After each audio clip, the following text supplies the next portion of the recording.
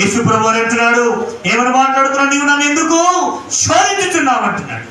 ఈ రోజున దేవుని సంఘమైన మనము ఎందుకు దేవుని శోధిస్తున్నావు? ఇశ్రాయేలు ప్రజలు అరణ్యమందు ప్రభువును శోధించినట్లుగా ఒకడు నువ్వు శోధిస్తున్నావేమో, అది నిన్ను నిత్య రాజ్యమునకు చేర్చదు. గిద్యోను దేవుణ్ణి శోధించినట్లుగా నువ్వు శోధిస్తున్నావేమో, అది నీ జీవితానికి ఉరిగా చేయబడుతుంది. పేతురు ప్రభువును శోధించినట్లుగా, నీటి మీద నడుస్తానని ప్రభువును శోధించినట్టుగా నువ్వు ప్రభువును శోధిస్తే అది నేను మునిగిపోవడానికి కారణమవుతుంది, నీ జీవితం పతనం అవడానికి కారణమవుతుంది.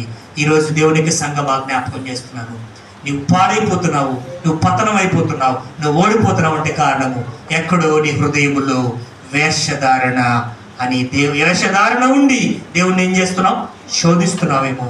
దయచేసి మన హృదయాలు మన ప్రభు బలంలోనికి వెళ్ళిపోయి, ప్రభు బలంలో చేవేయక ముందే, ప్రభు బలంలో మనం పాల్గొనక ముందే మన హృదయములో మనం ఎక్కడైనా వేషధారణ అనేది ప్రభు దగ్గర కనపడుతున్నావేమో.